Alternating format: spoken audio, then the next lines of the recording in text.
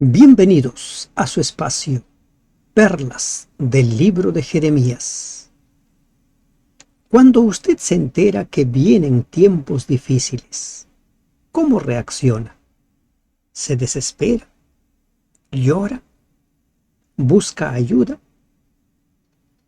¿Opta por políticas preventivas? ¿Qué es lo que hace? Damos gracias a nuestro Dios, que nos permite meditar esta mañana en las perlas del capítulo 4. Quienes siguen día a día el estudio de la Biblia por medio de este programa, donde procuramos buscar en las perlas de cada capítulo, se habrán dado cuenta que tratamos de ceñirnos al escrito está. No apelamos al me parece, al yo creo. Y es que es muy peligroso. Y esa es la invitación. Tenemos que aprender a ceñirnos al escrito está.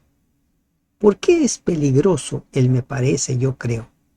Porque cada persona tiene su punto de vista muy particular. Cada persona tiene una creencia muy particular. Por ejemplo, algunas personas dicen, sigue a Jesús. Pero la pregunta es, ¿a qué Jesús? Cada persona se ha formado un Jesús a su medida. Para algunos Jesús es un Jesús que lo permite todo. Para otros Jesús es puro amor. Y cada uno se ha ido formando un Jesús a su medida. Tenemos que seguir a Jesús, pero al Jesús de la Biblia, al Jesús que presenta la Biblia tal cual. No un Jesús que me he formado a mi gusto y antojo.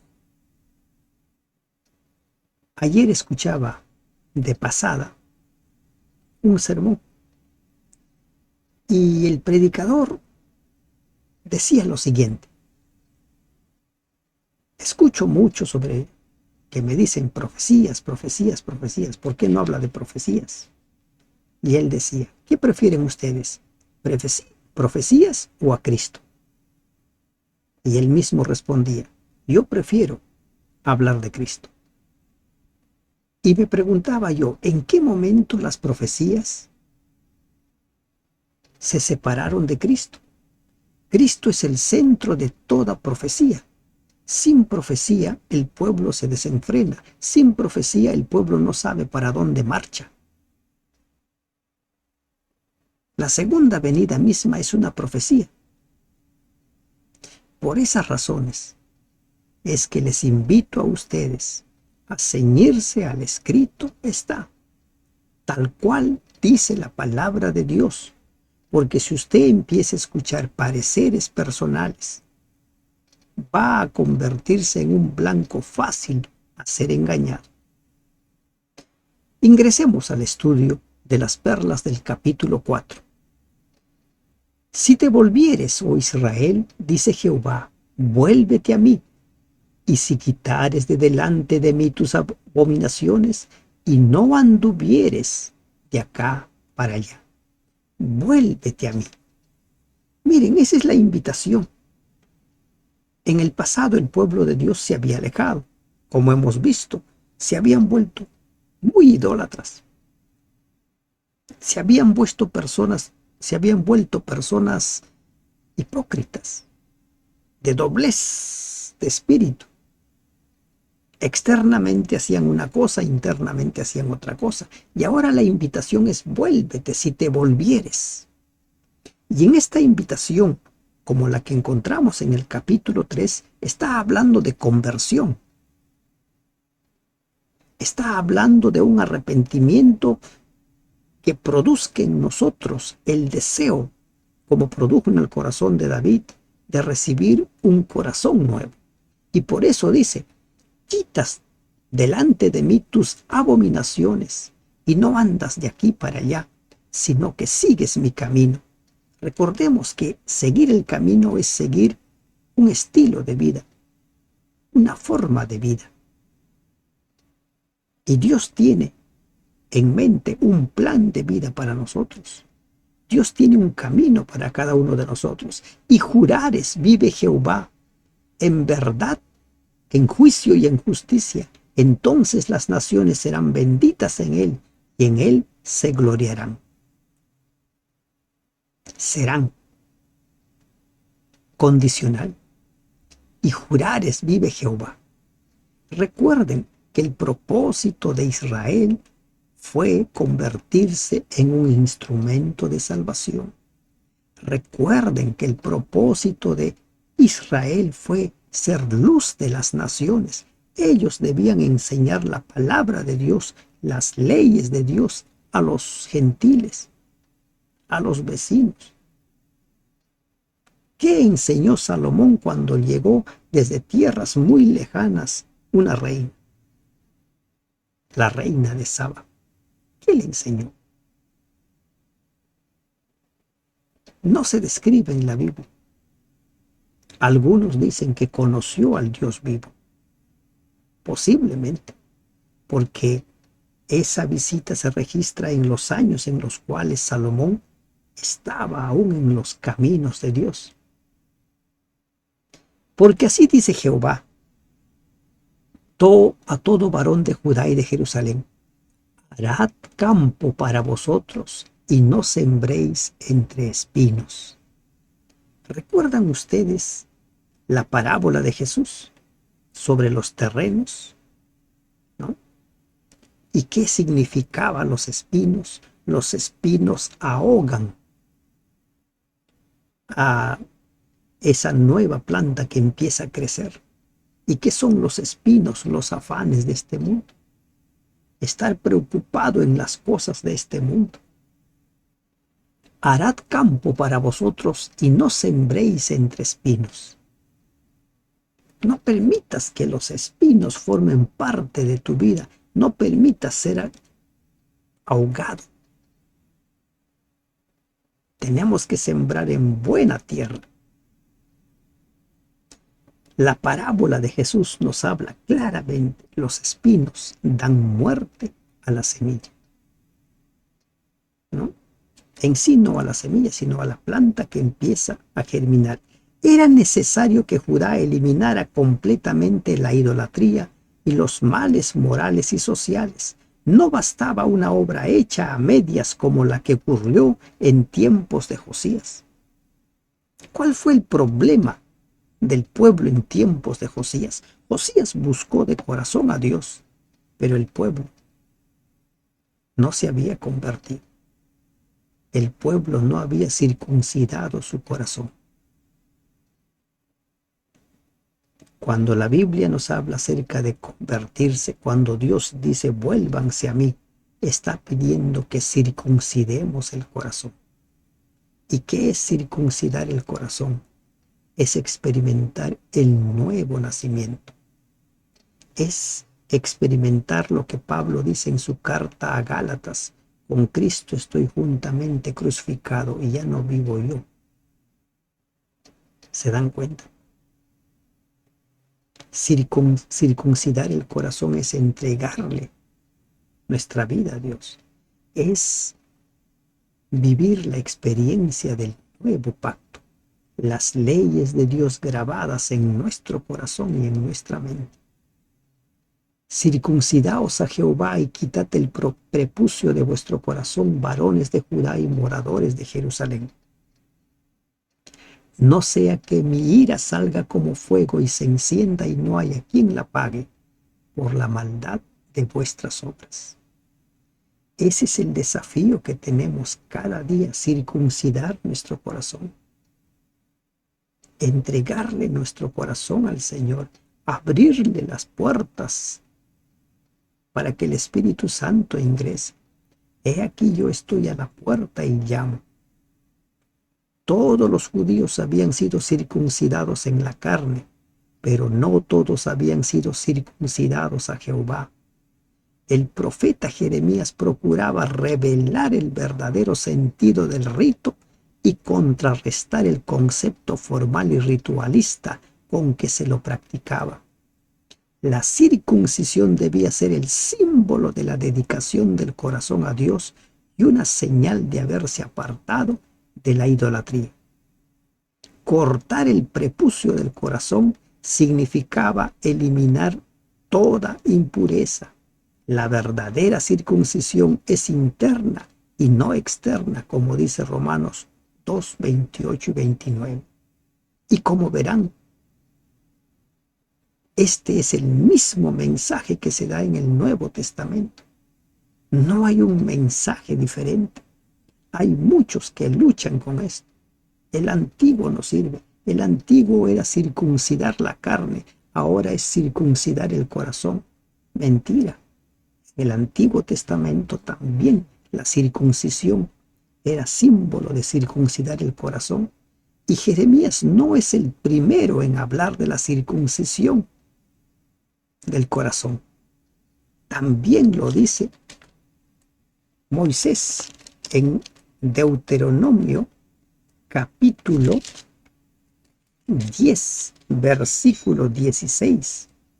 Dice: circuncidad pues el prepucio de vuestro corazón y no endurezcáis más vuestra cerviz. ¿Se dan cuenta por qué les digo que necesitamos volvernos a la Biblia? Porque el mensaje está allí. Y a veces nosotros escuchamos ese mensaje de ciertos predicadores que dicen: en el pasado se pedía la circuncisión de la carne, ahora del corazón. Siempre se ha pedido la circuncisión del corazón. Y como no había una respuesta del pueblo de Dios, ahora se anuncia la invasión. Se anuncian las amenazas de invasión. Anunciad en Judá y proclamad en Jerusalén y decid: tocad trompeta en la tierra, pregonad, juntaos y decid: reuníos y entrémonos en las ciudades fortificadas. Alzad bandera en Sión, huid, no os detengáis, porque yo hago venir el mal del norte y quebrantamiento grande. Los pecados tienen consecuencias y la peor consecuencia del pecado es la muerte. Como el pueblo de Dios, como los moradores de Jerusalén, de Judá, no querían aprender, ahora venía la prueba de fuego, venía del norte, venía Nabucodonosor con todo su ejército. Se anunciaba la venida. ¿Qué haces cuando sabes que viene una gran amenaza? ¿Qué haces? ¿No haces nada? ¿Te preparas? ¿Qué haces? ¿Qué debía hacer el pueblo? Volverse a Dios, circuncidar sus corazones. El león sube de la espesura y el destruidor de naciones está en marcha. Y ha salido de su lugar para poner tu tierra en desolación. Tus ciudades quedarán asoladas y sin morador. Estaba anunciado lo que se venía. No has querido aprender. Algunos, cuando leen pasajes como esto, dicen: bueno, el Dios del Antiguo Testamento es un Dios vengativo, es un Dios destruidor. En cambio, en el Nuevo Testamento el Dios es un Dios de amor. ¿Eso es cierto? ¿El Dios del Nuevo Testamento ya no es un Dios de juicio? ¿Solo es de misericordia y amor? No es cierto. El Evangelio es el mismo.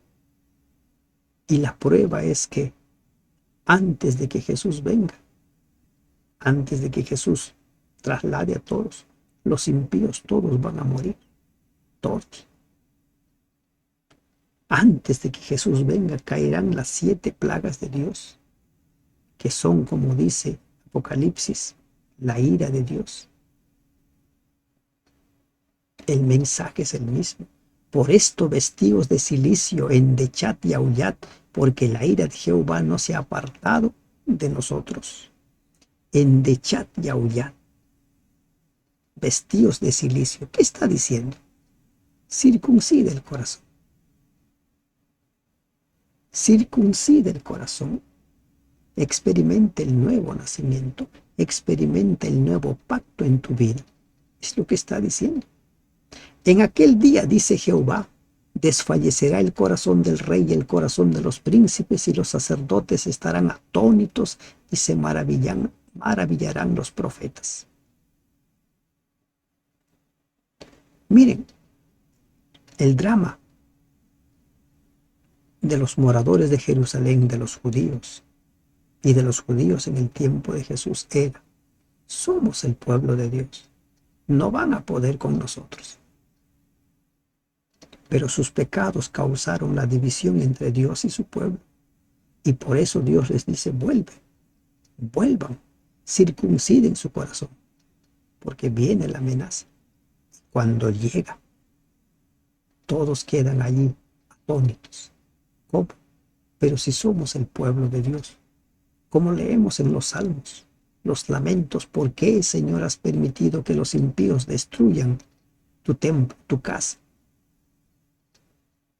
Porque ese templo estaba bendecido por la presencia de Dios, pero cuando se alejó la presencia de Dios, era simplemente una estructura como cualquier otra. Y dije: ay de Jehová Dios, verdaderamente en gran manera has engañado a este pueblo y a Jerusalén, diciendo: paz tendréis, pues la espada ha venido hasta el alma. Muchos tienen problemas para entender este versículo. Pero mi pregunta es: ¿qué dice Jesús? Miren lo que dice Jesús: mi paz les dejo, mi paz les doy, pero no les doy como el mundo la da. No como el mundo la da, pero nos ofrece su paz. El mismo Jesús dice: no penséis que he venido a traer paz, sino he venido a traer espada. ¿Qué pasó? ¿Nos engañó cuando nos dice que su paz nos deja? No olvidemos, dice: no les doy como el mundo la da. Nosotros podemos aprender a tener paz, aprender a tener gozo, aún en medio de las pruebas. ¿Cómo entendemos esa paz? Los hijos de Dios, cuando presentan el mensaje, son rechazados. Algunos, por aferrarse a la palabra de Dios, son maltratados. Muchos fueron perseguidos en el pasado. Entonces, ¿cómo entendemos cuando Jesús dice: mi paz les doy? Es Dios quien nos va a dar esa paz, aún en medio de las dificultades, aún en medio de las pruebas. Job dijo: aunque Él me matare, en Él esperaré. Entonces aquí dice: nos has engañado. Has engañado a este pueblo, a Jerusalén, diciendo: paz tendréis. En el caso de Israel, en el caso de los judíos, Dios les prometió paz. Vuélvete, circuncida tu corazón, vuélvete. Pero ellos no se quisieron arrepentir. Y ahora venía la invasión, el enemigo del norte. ¿Quiénes perdieron su oportunidad de la paz? Ellos, a causa de sus decisiones. Nuestras decisiones tienen consecuencias, recordemos eso. En aquel tiempo se dirá a este pueblo y a Jerusalén: viento seco de las alturas del desierto vino a la hija de mi pueblo, no para aventar ni para limpiar. Viento más vehemente que éste vendrá a mí, y ahora yo pronunciaré juicios contra Jehová. Por causa de su violencia, su calor y su excesiva sequedad, el viento solano, seco y caluroso que soplaba desde el desierto oriental era un azote climático para el país. Y proféticamente, ¿qué significa el viento? Guerras, destrucción. Viento bien. Venía la amenaza del norte. ¿Como consecuencia de qué? De que no quisieron circuncidar el corazón. Y ahora pronunciaré juicios contra ellos. Todos estamos sometidos a los juicios de Dios. Los que confiamos y le entregamos nuestra vida al Señor, y pedimos que su sangre sea derramada, seremos declarados justos. He aquí que subirá como nube y su carro como torbellino. Más ligeros son sus caballos que las águilas. Ay de nosotros, porque entregados somos a despojo. Viene la invasión del norte. En tu vida, ¿qué es la invasión del norte? ¿Qué tipo de problemas estás pasando? ¿O qué amenazas se ciernen? En la actualidad vivimos en zozobra. Guerras por todas partes se están iniciando. ¿Puede haber problemas con la alimentación? Posiblemente que sí. ¿Se van a encarecer las cosas? Posiblemente que sí. La situación está movida. ¿Y qué debemos hacer nosotros ante esos problemas? Circuncidar el prepucio de nuestro corazón. Lava tu corazón de maldad, oh Jerusalén, para que seas salvo. ¿Se dan cuenta? Vienen los peligros, viene el viento, viene el león a devorar. Lava tu corazón de tu maldad. Circuncide el prepucio de tu corazón, oh Jerusalén, para que seas salva. ¿Hasta cuándo permitirás en medio de ti los pensamientos de iniquidad? ¿Hasta cuándo irás sobre tus ídolos? ¿Hasta cuándo seguirás confiando en las demás cosas o personas en lugar de confiar en Dios? ¿Hasta cuándo tus argumentos habrán formado un Dios a tu medida y no sigues al Dios que está revelado en su palabra? ¿Hasta cuándo? Porque una voz trae las nuevas desde Dan y hace oír la calamidad desde el monte de Efraín. Decid a las naciones, he aquí, haced oír sobre Jerusalén, guardas vienen de tierra lejana y lanzarán su voz contra las ciudades de Judá. Viene la destrucción, viene el caos, viene el peligro. Hay amenazas que se ciernen. ¿Cuántos de nosotros temblamos cuando escuchamos de las plagas venideras? Vienen tiempos difíciles. ¿Cuántos de nosotros temblamos cuando se nos habla de que va a haber un tiempo de angustia cual nunca fue? Como dice Daniel 12. Vienen tiempos, pero ¿qué debemos hacer? Lavar nuestros corazones de nuestra maldad. Circuncidar el prepucio de nuestro corazón. Es lo que nos queda. Y el llamado de Dios continúa. Como guardas de campo estuvieron en derredor de ella, porque se rebeló contra mí, dice Jehová. Se rebeló. Tu camino y tus obras te hicieron esto. Esto es tu maldad, por lo cual amargura penetrará hasta tu corazón. Consecuencias.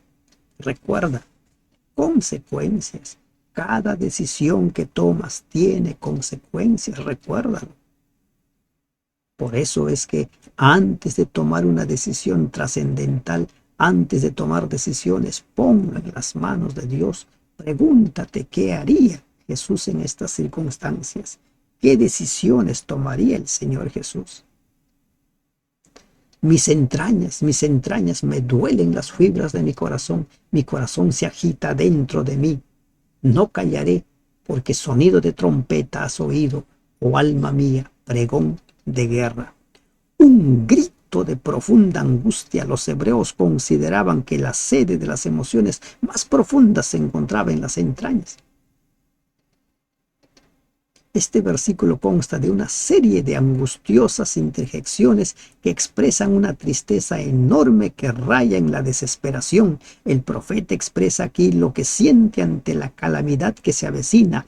Dios le reveló a Jeremías la terrible destrucción y la total desolación que sobrevendrán a Judá en los días de Nabucodonosor. Sus palabras también describen los días finales de angustia que sobrevendrán al mundo penitente. Esos tiempos difíciles, esos tiempos de angustia también lo atravesaron los fieles, ese remanente fiel. El tiempo de angustia, cual nunca fue, también lo atravesaremos nosotros. Pero ¿cuál es la promesa de Dios? No estarás solo. Aunque pases por fuego, aunque las aguas te cubran, no estarás solo. Esa es la promesa de Dios. Quebrantamiento sobre quebrantamiento es anunciado porque toda la tierra es destruida. De repente son destruidas todas mis tiendas en un momento sin cortinas. ¿Hasta cuándo he de ver bandera? He de oír sonido de trompeta. Destrucción tras destrucción. Y el clamor es ¿hasta cuándo? Cuando un fiel clama ¿hasta cuándo? Acepta que Dios tiene soberanía, que Dios tiene el control y espera el momento que Dios actúe. ¿Hasta cuándo? El clamor desesperado del que no ve ninguna perspectiva desde la guerra.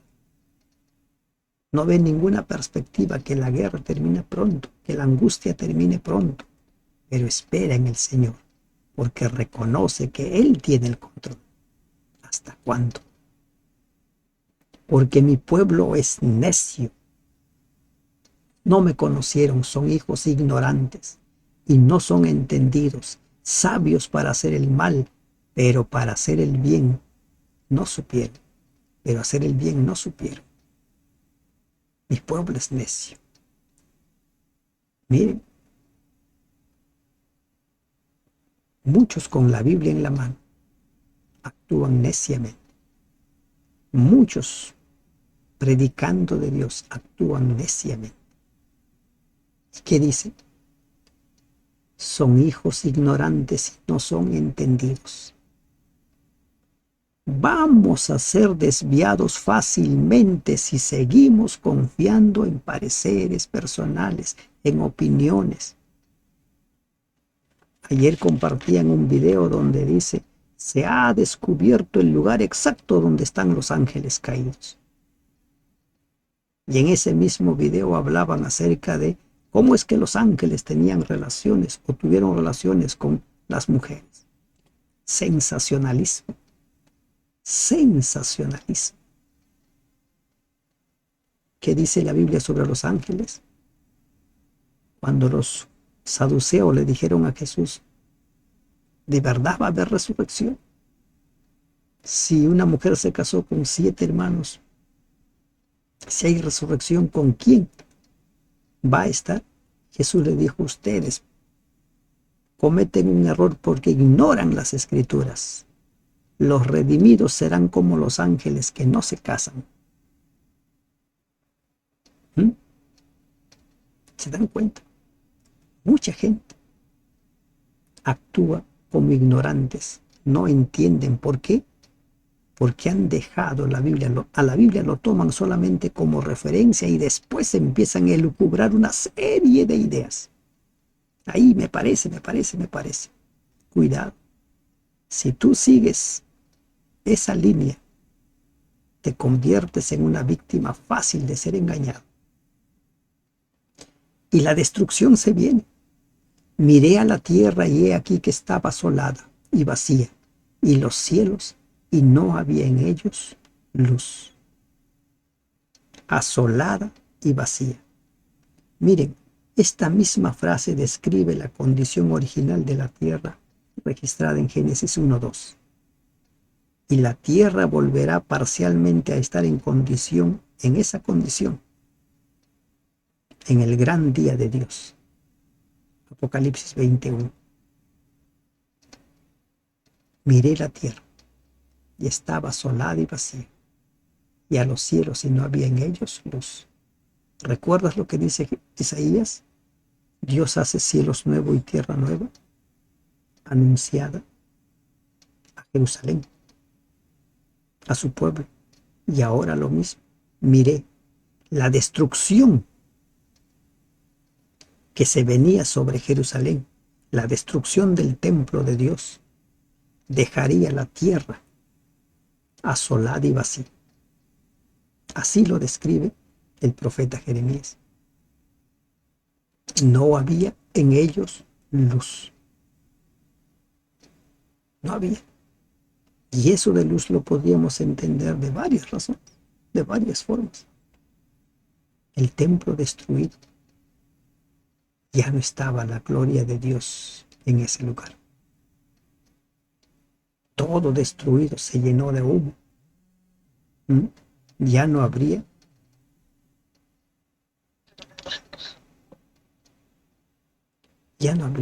nada, absolutamente nada. Miré los montes y he aquí que temblaban. Todos los collados fueron destruidos. Miré y no había hombre, y todas las aves del cielo se habían ido. Destrucción total.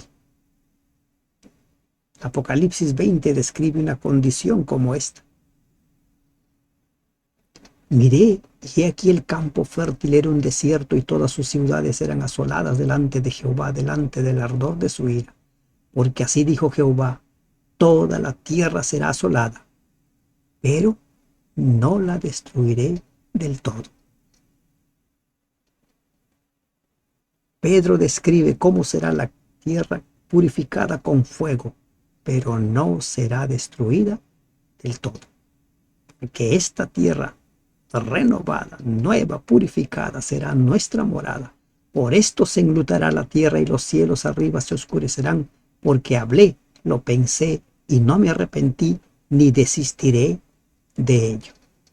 Al estruendo de la gente de a caballo y de los flecheros huyó toda la ciudad, entraron en las espesuras de los bosques y subieron a los peñascos.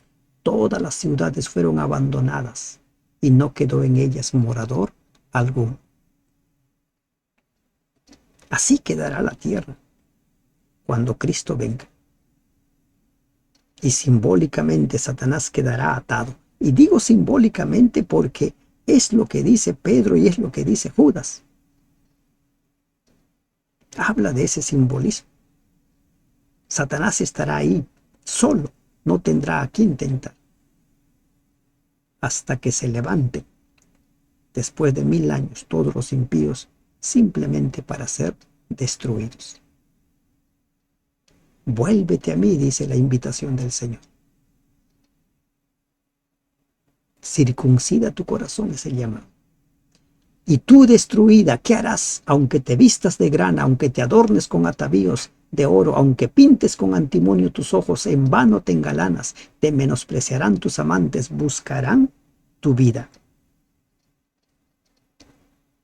No podemos hacer nada para salvarnos, no podemos hacer nada para lograr nuestra salvación, solo Dios puede hacerlo.